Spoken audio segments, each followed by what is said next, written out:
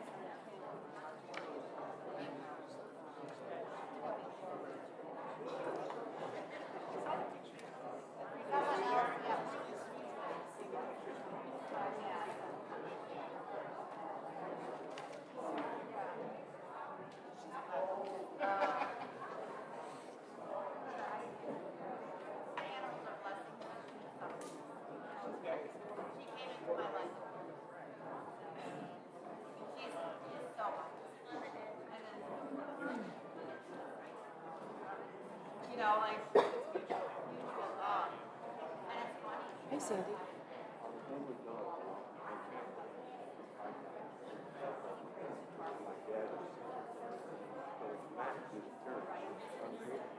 So lovely. It's so lovely. I'm sure. I'm sure.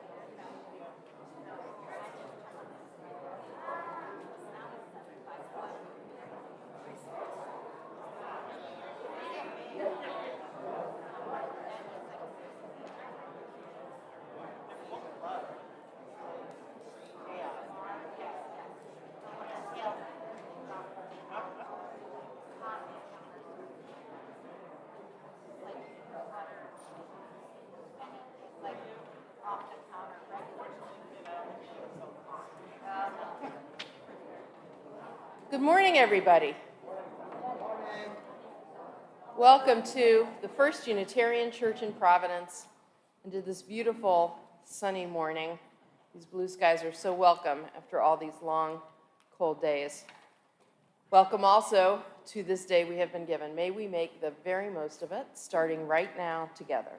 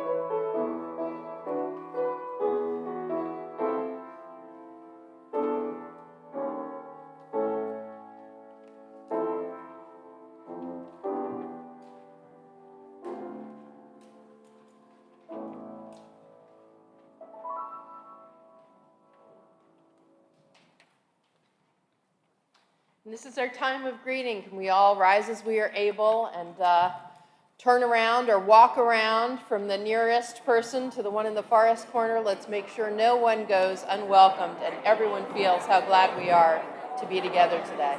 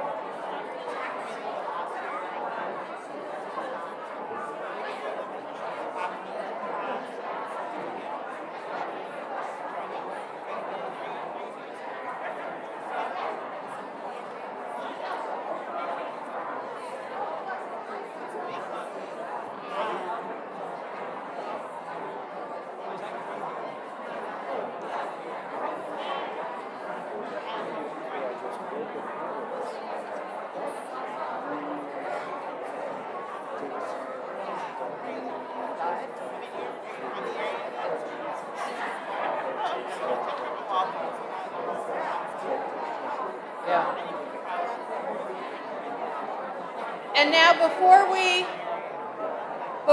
return to our seats, can we turn wherever we are and wave up to the cameras on the side of the organ to say hi to everyone who's joining us at home. Hello, everybody at home. Thank you for joining us this way. We're so glad we can connect any and every way we may. Our worship associate this morning is not Catherine Jamison. It's Roxanne Stern, who stepped in last minute to cover. Thank you so much, Roxanne. Would you like to lead us in the chalice lighting?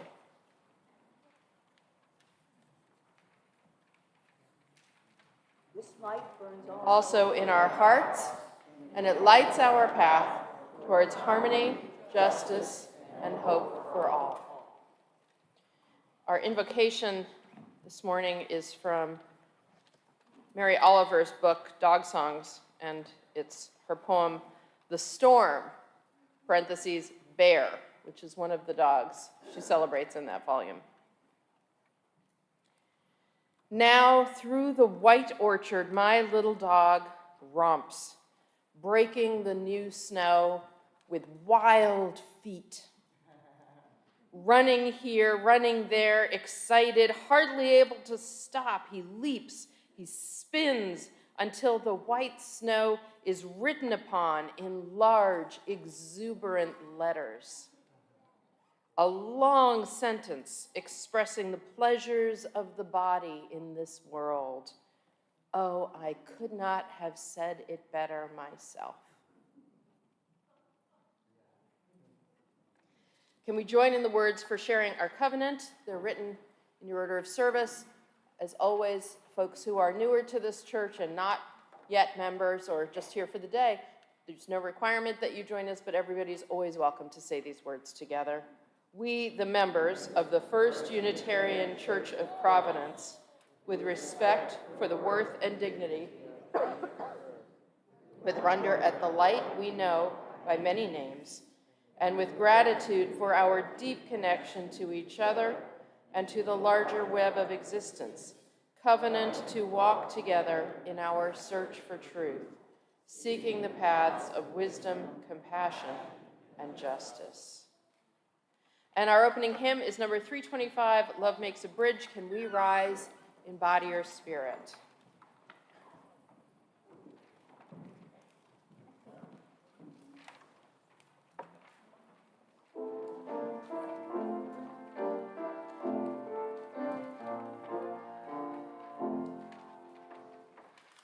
Love makes a bridge from heart to heart and hand to hand. Love finds a way when laws are blind.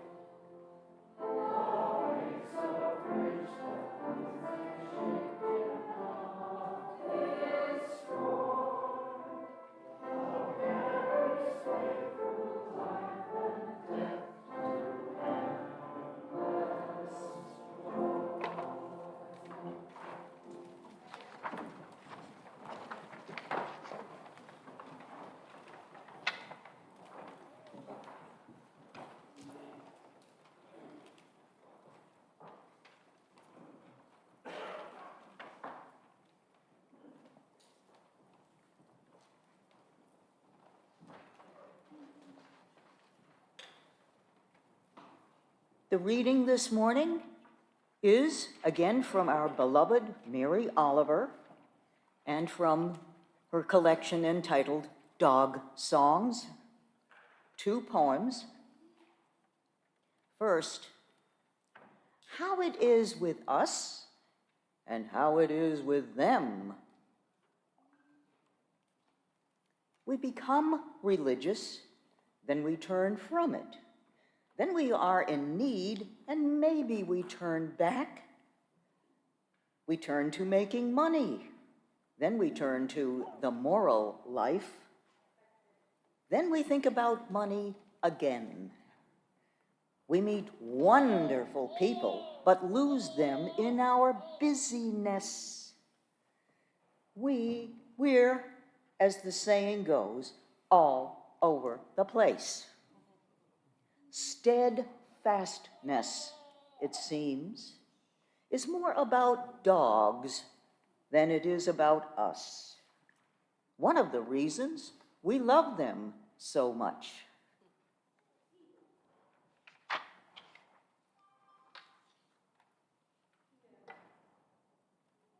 The poetry teacher. The university gave me a new, elegant classroom to teach in. Only one thing, they said, you can't bring your dog. It's in my contract, I said. I had made sure of that. We bargained, and I moved to an old classroom in an old building. Propped the door open, kept a bowl of water in the room. I could hear Ben, among other voices, barking, howling in the distance. Then they would all arrive. Ben, his pals, maybe an unknown dog or two, all of them thirsty and happy. They drank. They flung themselves down among the students. The students loved it. They all wrote thirsty, happy poems.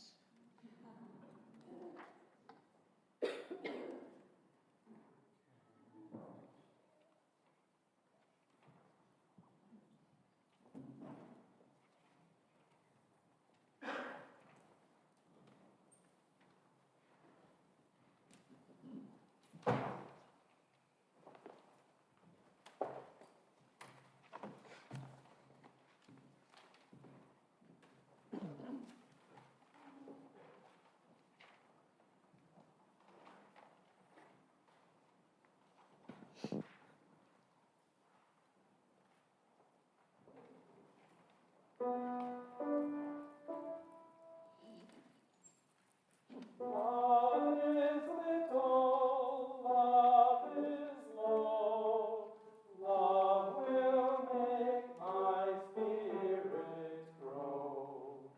Grow in peace, grow in light, love will do the thing that's right.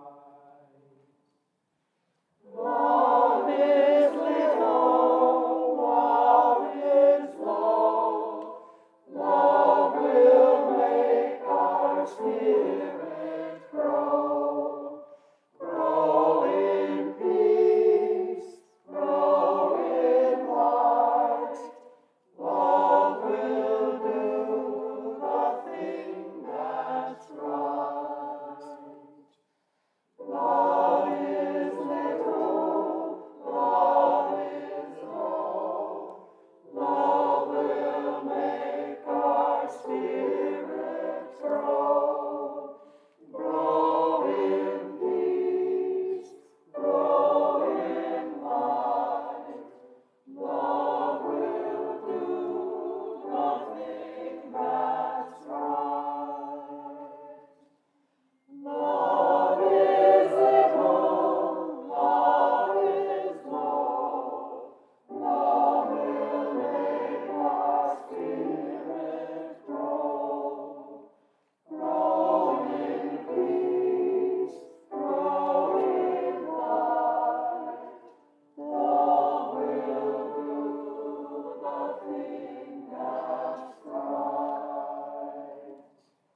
Grow in peace, grow in light, love will do the thing that's right.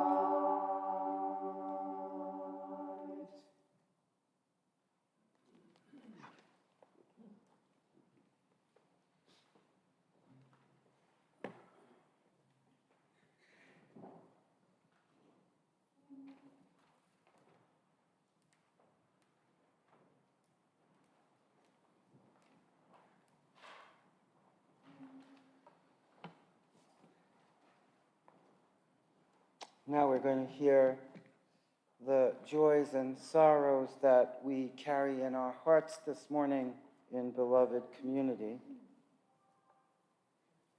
We lost Gus this week, a French bulldog. I believe it says, my wife taught, the French bulldog, who taught everyone how much joy there is in love. How true.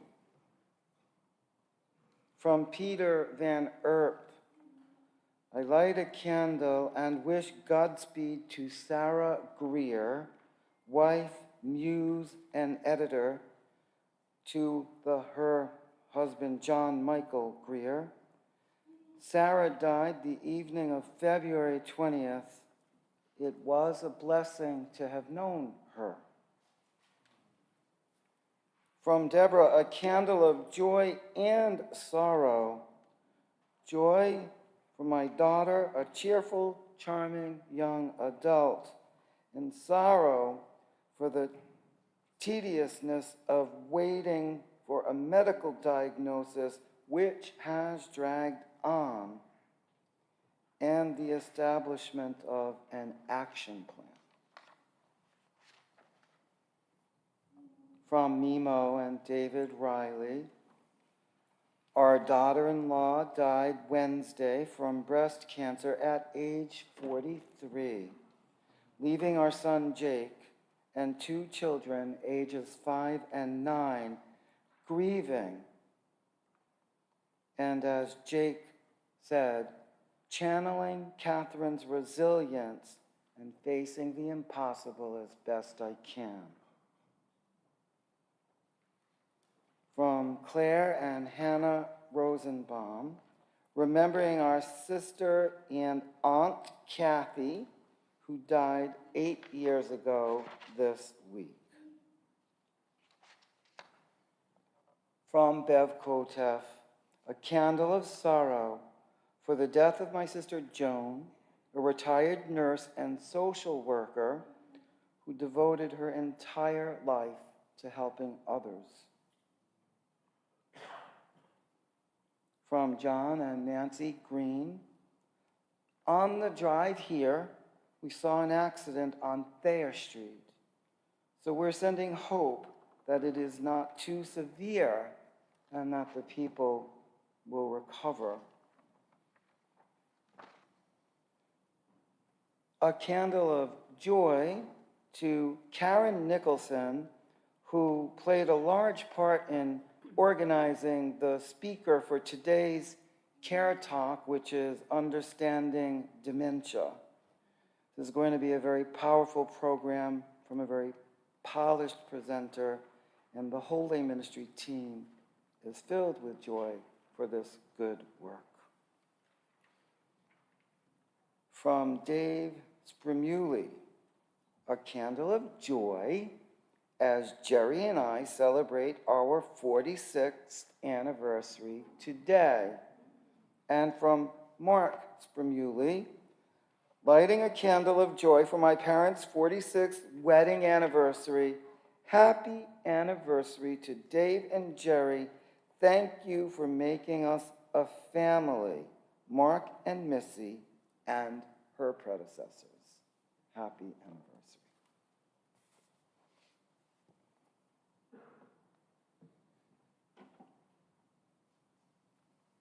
Oh, and one last candle. Today's flowers were presented by Phyllis Cole in memory of Bob Cole, whose memorial service was yesterday. Thank you to the Cole family. Let us gather our hearts and minds for meditation and prayer. Beginning with arriving fully in the room, feeling our presence right here where we are. Let yourselves go. Relax. Please take a deep breath with me.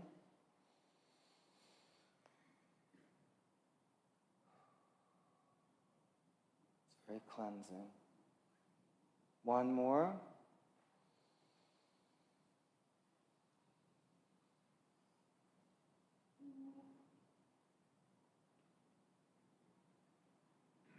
And a final breath.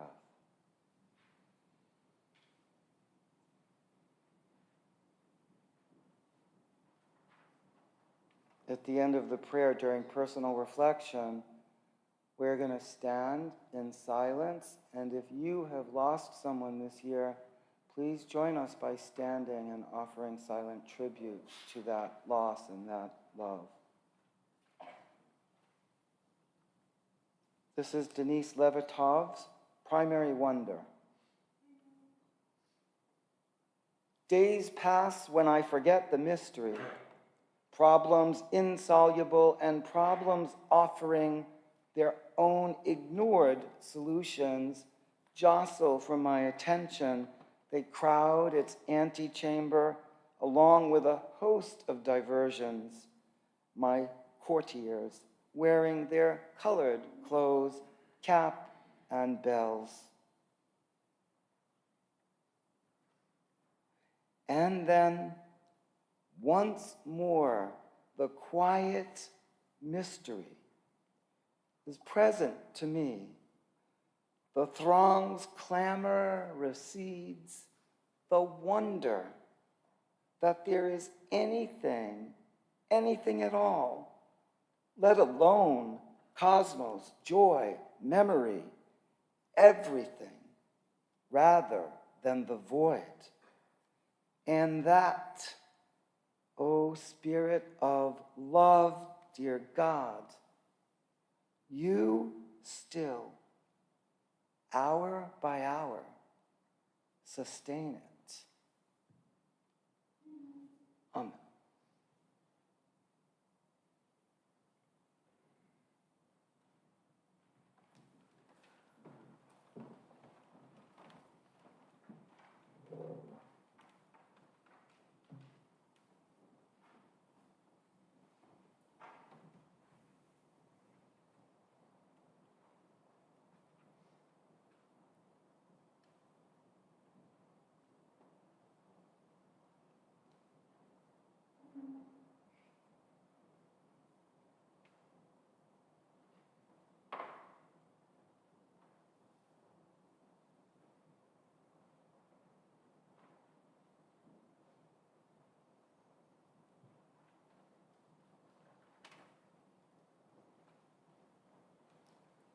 Blessings to you and your loved ones. Namaste.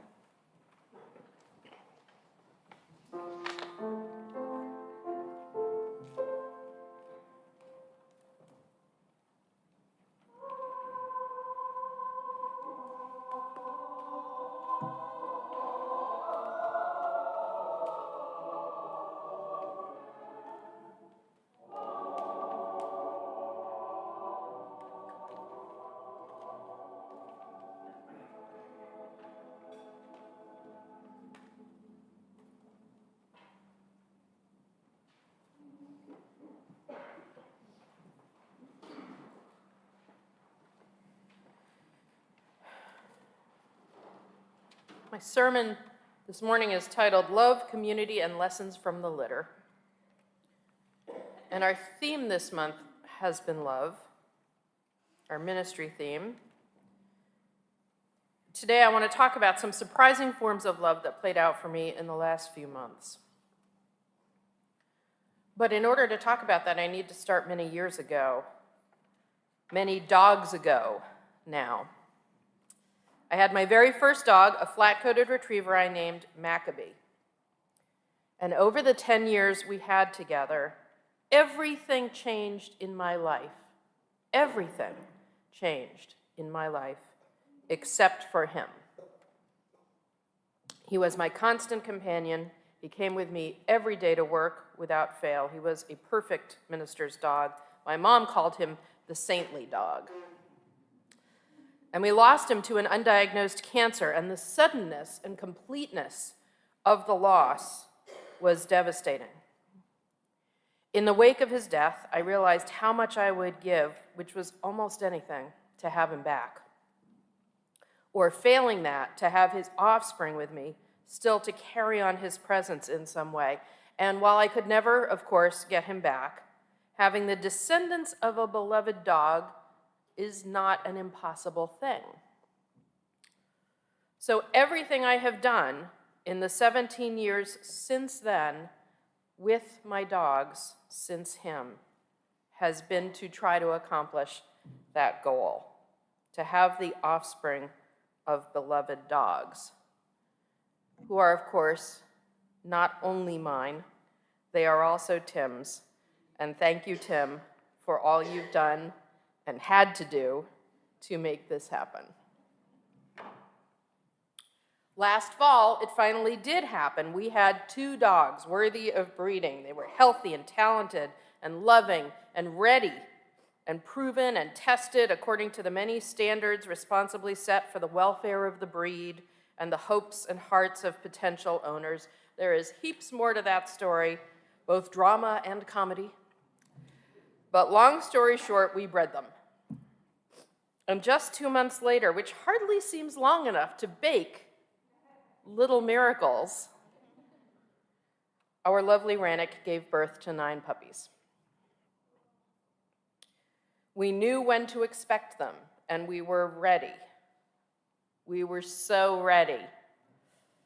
All the supplies were bought or built or washed or stacked and ready to go. Whelping box for the mom and pups to inhabit for the first weeks, towels, wipes, hemostat, and sterile scissors to cut and hold the umbilical cords, tiny different colored Velcro collars that we could identify the puppies individually from the moment they were born, more wipes, Tums for Rannick to keep her calcium levels up, washable pads to line the whelping box, replacement washable pads, forms to track the puppy's daily weights and weekly worming schedule, oral probiotic syringes to dose the pups, formula in case it was needed, a food scale to weigh them in a small Tupperware container to hold them for weighing, warming strips, and extra large heating pads that never turn off to keep them warm. Because newborn puppies can neither generate nor regulate their own body heat at all for the first 3 weeks. They can easily get chilled, and then their digestive systems and organs start to shut down. Super scary. Pig rails inside the whelping box to keep Rannick from sitting or rolling on her pups and accidentally crushing them against the sides. The more ready we got, the more scary this became. Spot cleaner, betadine solution, a laundry basket with yet another heating pad and towels in it to hold the puppies when we were cleaning out the whelping box. There was so much stuff. There were so many eventualities to prepare for. Then we waited. There was a 36-hour period during which Rannick would give birth, or whelp when you're talking about dogs, based on the date of her breeding. And we started taking her temperature daily about a week out so we would know when it dropped. The drop is a sign that whelping will start in the next 24 hours sometime. When that happened, I called Jennifer. Jennifer is Rannick's breeder who has been breeding flat-coated retrievers for over 30 years, and she drove from upstate New York to help us with everything. And then we waited some more. And then Rannick started her labor at 4:15 Monday morning, October 2nd. She panted and paced, never settling for more than a single minute. All morning, all afternoon, all evening. Never settling for more than a minute. Around 9:15 that night, when she'd been in labor for 17 hours, we all decided to have a quick meal in the dining room, since there was no sign the puppies were coming yet. And then we'd all go back and wait more where the whelping box was set up. We got food on the table, we sat down to eat. Rannick pushed past Tim's leg to go under the table, and as he pushed back to let her through, he glanced down and said, "Oh my God, we have a puppy." There was a puppy, just born, in front of Tim's foot on the carpet under the table, still in its tiny placental sac. We jumped to our feet. Jennifer grabbed the puppy. We rushed with Rannick to the whelping box while Jennifer was working to get the first puppy, a male, Mr. Dark Blue, out of the sack. Another male, Mr. Light Blue, was born. Over the next 7 hours, the rest of the litter was born, all females, 7 of them. Jennifer sat in the whelping pen with Rannick, helping her through, instilling her own calm and strength into Rannick as she worked her exhausted way through this protracted labor. And in the end, firstborn Mr. Dark Blue was the smallest at just 9 ounces. Miss White was the last born and the largest at 15.1 ounces. They were all so tiny, and they looked like little bats. Their eyes were sealed shut, and their ears stood straight back against their small heads.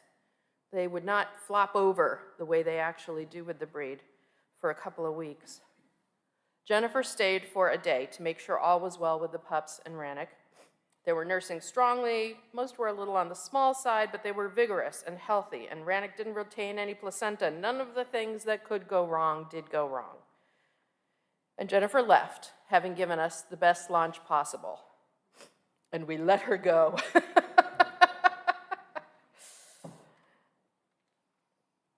The puppy's eyes and ears wouldn't begin to open and function for at least 2 weeks. They were incredibly small and cute. They had little button noses and wrinkly little muzzles, and the only sound they made was little squeaks. And they had tails that within a day were happily wagging whenever they nursed, which was every 2 hours. Every 2 hours, the puppies would nurse, and I would help get them to Rannick and help them latch on, make sure all of them had a good long turn and plenty of milk. It would take about an hour for them all to fill up. Then the puppies would fall asleep, and Rannick would come out of the pen and have a snack or a drink or a potty break, and I would change all the washable pads because eating always prompted them to immediately relieve themselves. And then I would put them all on heating pads to make sure none of them got a chill, and I would go start the soiled pads in the laundry, and then we would have about a half an hour of downtime, and then it would all start again. For the first few days, this was manageable. But then the pace did begin to catch up with us. You may have noticed there is not a lot of downtime in this schedule. Anytime I could, I was working on email or doing meetings via Zoom or working on the Sunday service or sleeping. I would stay with Rannick and the pups until 5 a.m., and then Tim would come down from bed and take over, and I would go up to bed and sleep until 11 a.m. Then my alarm would go off, and I'd go down to share puppy duties with Tim until the evening when I would go back on duty. And this was hard but doable until the second week when Tim had to leave for a work trip. Did I say we were ready? I was wrong. We were not ready. I was not ready. He was gone for 3 days, and I was starting on fumes. Immediately, I was in over my head, and I knew it. I knew I was in trouble. And this is where community comes in. Because I actually couldn't do it. There was no way to do this every 2 hours thing for days without a break. I called Zach Metker, who is a member of this church who does some dog sitting. I called Lorna Steele, a member of this church who does dog sitting and is also a trained wildlife rehabilitator. I figured with their experience, they might be up to the rigors of neonatal puppy care. I asked if I could hire them to come over and spell me so I could sleep for a few hours, and bless them, they said yes. They both came and helped and charged me a pittance for the constant labor that they did while I slept. The first night that Tim was away, there was a worship meeting via Zoom. Before the meeting, I went upstairs, and I put on a proper top, and I brushed my hair, and I put on an enormous amount of makeup to compensate for the lack of sleep. I thought I looked pretty good, all things considered. After the meeting was over, I have her permission to tell you that one of the worship team members, Cindy Baptiste, called me on the phone, and she said, "You look terrible." Well, that is my memory of it. Cindy thinks she said, "You look exhausted." Then I remember she said, "I think you need help." She thinks she said, "I think you need sleep." Potato, potato. She offered to come over and get trained in puppy care and help me out. Because Tim was scheduled to come home for 2 days and then leave again for another week and a half. Thank you. Do you hear this, Tim? I jumped at her offer. She came that weekend and she learned everything, and then came to help a few times the following week, as did Zach. By this time, I had no dignity. I would answer the door in my pajamas and thank them for coming and brief them on any notes or updates for feedings, schedules, medications, etc., and I would go up to bed. And written on my calendar from those days in capital letters, it says, sleep. In blocks of time, they came to help so that nothing else would get booked during those precious hours. Between the two of them, I had help for many of the days until Tim returned. Now, please bear in mind, ministers are supposed to have boundaries. A minister is not supposed to reverse the direction of care in substantial ways. That only changes in extreme situations, and I have thought about this before in my almost 30 years of ministry now. I have wondered what would break me such that I would shift gears so drastically, and I always assumed it would be a disaster. I always assumed it would be maybe cancer. I had anticipated that maybe if I was very, very ill with something, I might ever receive parishioners in my home in my pajamas. I had actually thought about this. Never in a million years did I imagine that it might be a blessing rather than a disaster that would compel me to ease up on standards and boundaries, even temporarily, and with intentionality and awareness. And so I must say, thank goodness for this church, for everyone's willingness to meet me via Zoom, let me disappear occasionally from the screen for a couple of minutes to manage many small crises, and for those First U members who rolled up their sleeves and dealt hands-on with all the charm and needs and mess of 9 very young puppies. I had thought having this litter would simply be my dream realized, with Tim's willingness and support. But it turned out that it took a village to have a litter. And the dreams and blessings multiplied and spread, and this was the second surprise.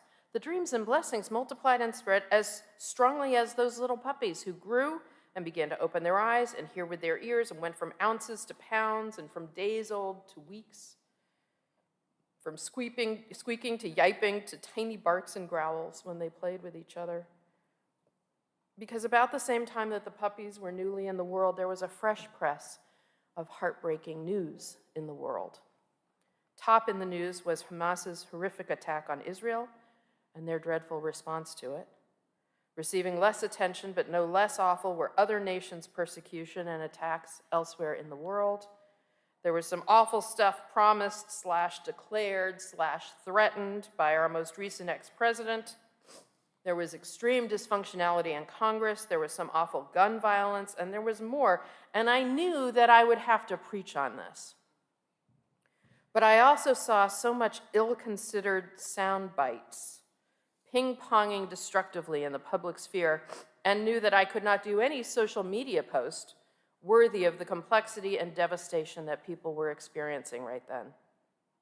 All I had was the puppies, 24/7.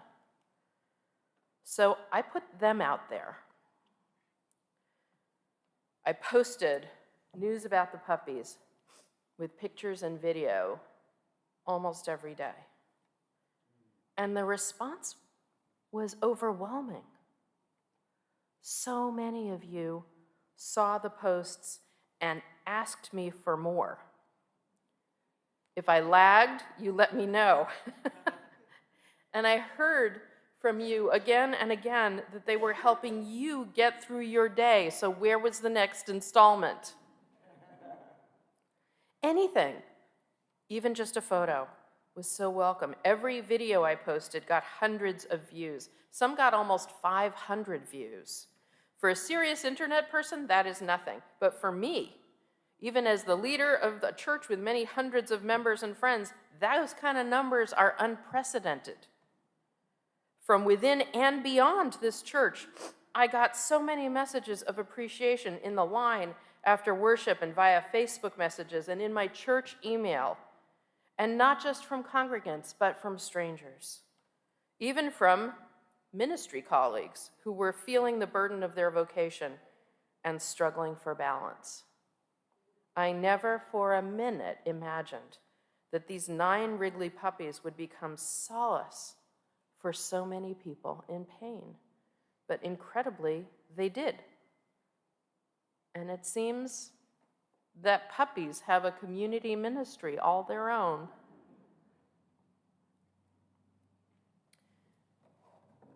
Zach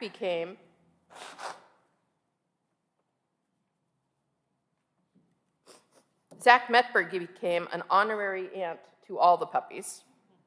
Any of you who know her will not be surprised. And she kept helping and supporting their development right until they left for their new homes. She still has a special place in her heart for Ness, who is the puppy we kept, and for the 3 dogs together, whose becoming a family she has witnessed every step of the way. Cindy was a self-proclaimed cat person. Even an iguana person, she told me, but not a dog person. But spending time in the house as much as she did, she fell in love with our adult dogs, Rannick and Blue, and also with the puppies, who were affectionate and charming. And she eventually fell for Mr. Dark Blue, the smallest, the first one, who was not yet spoken for. And she decided it was time to lean into her husband George's longtime wish to have a large dog in the family. So she went from caring for the smallest of pups to loving him and making him a part of their home and family, learning how to be a dog person and experiencing the gifts that dogs bring, differently from cats, even from iguanas. The last part of having the puppies was screening applicants to find them good homes, trying to match their characters and qualities with the people who wanted a puppy from this breeding. And speaking of love, the prospect of their departure got harder the more they grew into themselves and became distinct individuals to us. Miss Purple was the most snuggly. Miss Green, the most nimble and driven. Miss Brown, formerly Miss White, before we ran out of white collars, was the most venturesome.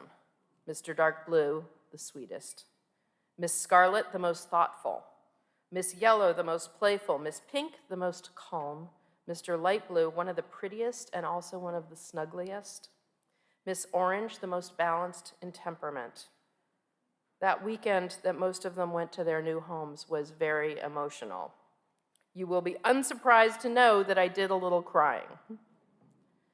But here was the other thing. That same weekend, we put more joy out into the world than I think anything I have ever done before in my entire life.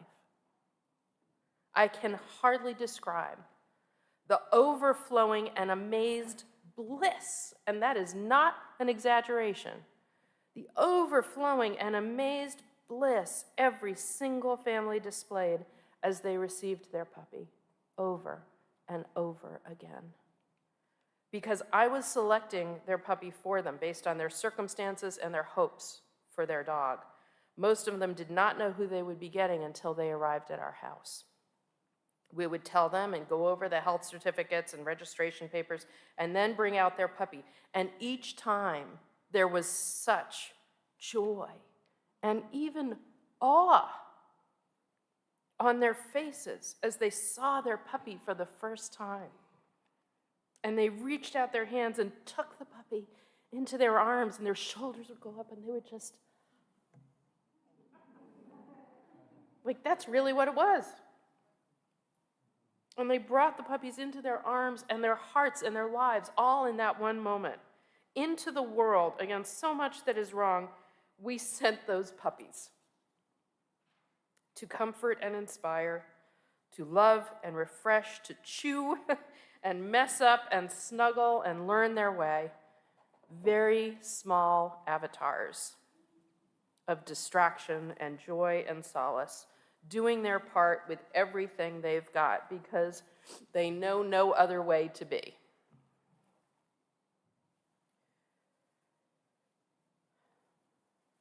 I always thought that it would be weddings that would remain the most powerful, joyful thing I ever did with my life. And maybe long-term that is true. I hope so. But the intensity of that experience is right up there. So in the end, this long-sought, very personal dream of a personal blessing was impossible to achieve alone. It took a congregation to help me with this litter, but also the dream became a blessing that became communal, so much more shared than I ever expected. Even now, when the pups are spread from Maine to Alabama, and their lives are constantly changing, I am still learning how much they meant, not just to their new families, but to many within and beyond this church. Just 2 days ago, I posted on Facebook that I would be preaching about this experience, and my colleague, Reverend Rebecca from the Newburyport Unitarian Universalist Church in Massachusetts wrote, "Please share, and I will write mine in return, for your experience has been transformative to me." And she's just talking about Facebook posts.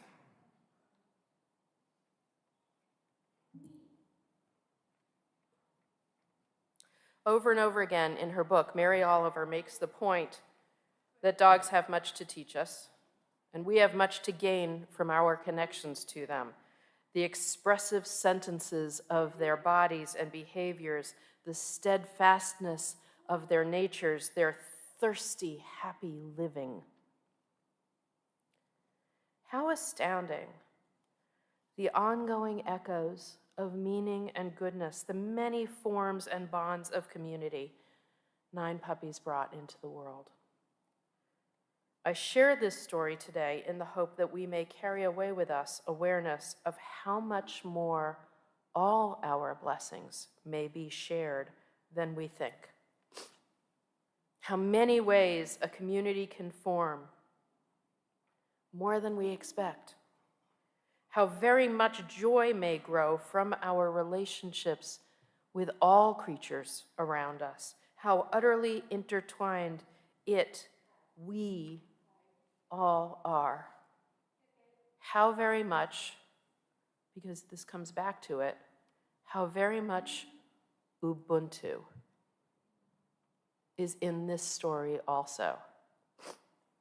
It's not just an interesting foreign concept, a funky Zulu word, a high-minded anti-racist principle.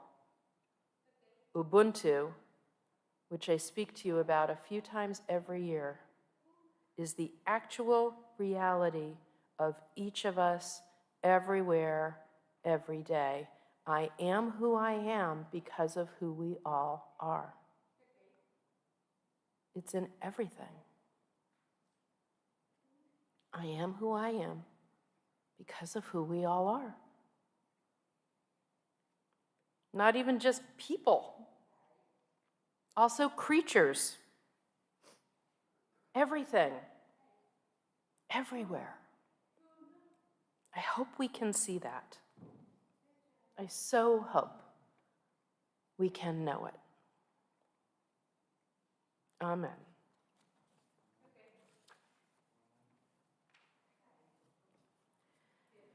Our second hymn is by a woman named Elise Witt, who is a friend to many Unitarian Universalists and a wonderful composer. She wrote hymn number 1022, Open the Window, which is in our teal hymnal. So we're going to sing it through together with the help of our choir. Can we rise in body or spirit and sing out as we are able?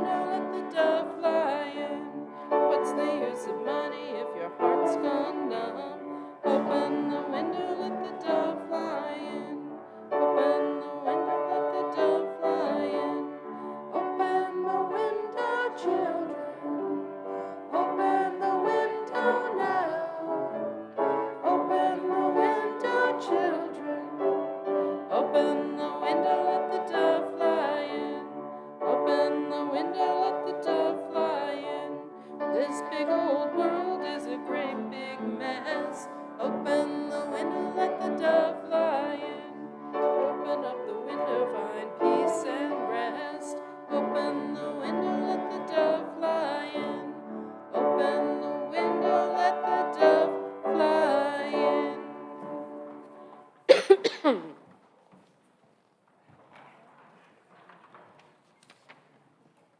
Our community collection today, we have a special offering this morning. It will benefit the Women Project. The Women Project is an art and advocacy organization using the power of artivism to give voice to the oppressed, to provoke social consciousness, and create a more vibrant, inclusive, and just community for all Rhode Islanders. The Women Project finds, connects, and organizes average citizens around legislation around issues of bodily autonomy and reproductive rights, and supports many intersectional efforts in Rhode Island and beyond.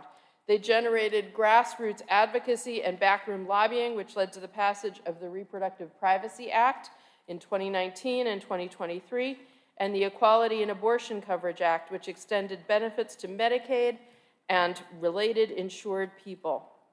Recently, the project has been organizing at the town and state level to defend transgender and gender diverse people's identity and safety. This organizing is happening in all 38 districts of the state. So their work is so aligned with the principles and hopes we work for in this church.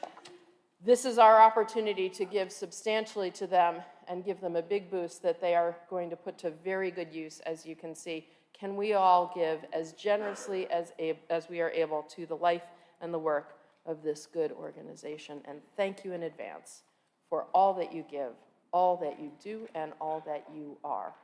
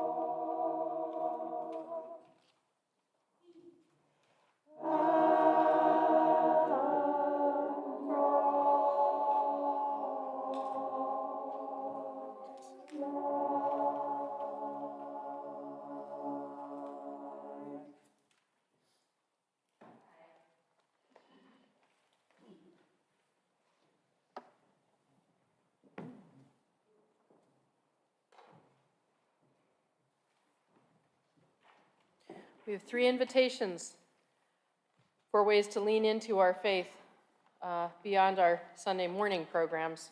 into later today and throughout our time. The first is, please come learn more about the impact Alzheimer's and dementia have on our community and how to protect our health with services, resources, and guidance that are available in our community. Our Care Talk, which is presented today by the lay ministry team at 12 noon, will be led by Annie Murphy, who is the clinical director for the Rhode Island chapter of the Alzheimer's Association. So grab quick coffee and head up to the auditorium in the parish house with your questions for our esteemed presenter. Next, don't forget to make plans to join in the next potluck, which will be Saturday, March 16th. This is an all-ages event. Everyone is heartily invited to come. The evening will begin with the usual delicious potluck at 5:30 with games and fun for all ages after dinner. There's a wide range of games. There's all kinds of stuff that's going to be happening. It's meant to be just an evening of simple and lovely fun for everyone. Don't miss the fun and fellowship. And last, our All-Church Memorial Day weekend at Aldersgate Camp and Retreat Center in North Scituate, Rhode Island is just 3 months away now.